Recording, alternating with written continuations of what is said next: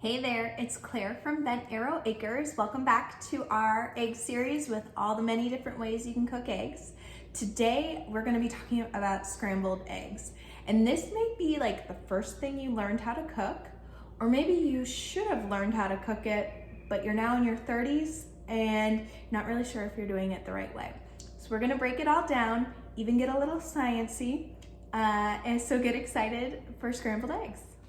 So we're probably cooking scrambled eggs at our house maybe 5 times a week. It's a great breakfast, obviously. We have 2 young kids, so it's a really great thing to get in their bellies before they're off for their day.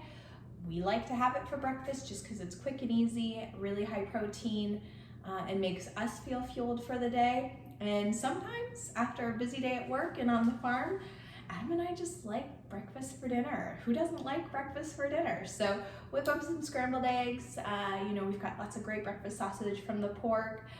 Sometimes you just put it on toast with some avocado and it's exactly what you need. So that's what's great about scrambled eggs. You can do it for a large crowd or just pare it down for maybe 1 or 2 people. So today we're gonna be making scrambled eggs with 2 eggs. So what you're gonna do is just break them into a bowl.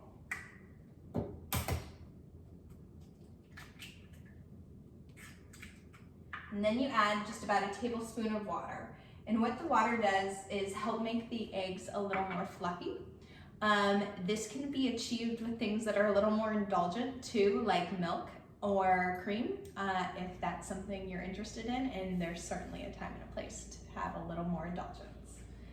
I like to add salt and pepper at this stage too, just because it kind of builds that flavor and just adds a little more dimension and really make sure you get it mixed in when you whisk it all together.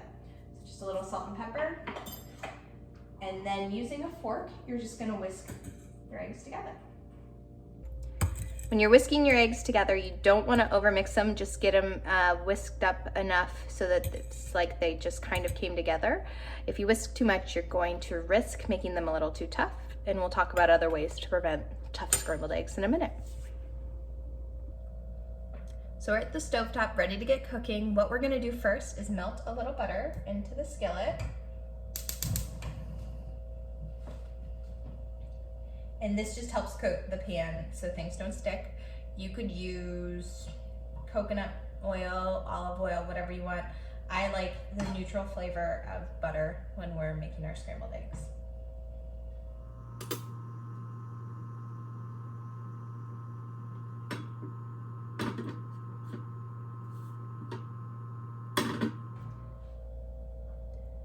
So I'm about to put the eggs in. I have the heat on a medium low, and you want to keep it low because of the proteins in the egg. If they cook too quickly, they'll congeal together and be too tough. And it's very similar if you've experienced this with chicken, where you're cooking chicken breast too high and it just becomes tough to eat. So what we do with scrambled eggs and what we do with chicken is exactly the same. You want to keep it low and slow.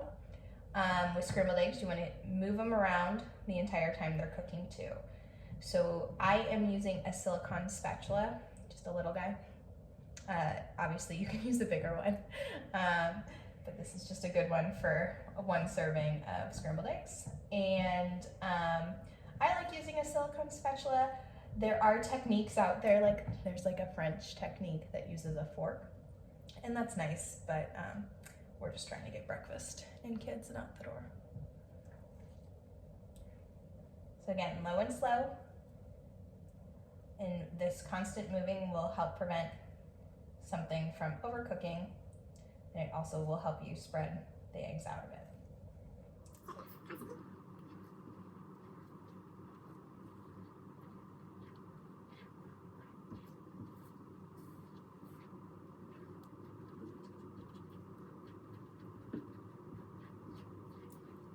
So these are just about done, and that's when you want to take it off the heat. You don't want to wait until they're done, because they're going to keep cooking in your skillet. So we're just about wrapped up here. We are just going to plate our scrambled eggs. Nice and fluffy. Not overcooked, not undercooked and runny, just perfect. Don't you wish you knew how to do that in college? Would have made life so much easier. But now you know, and so now you have a great way to make breakfast, a snack, lunch, dinner. You can top it with some salsa, which is the way I love to have eggs. Adam loves Cholula sauce, which I always have a hard time saying.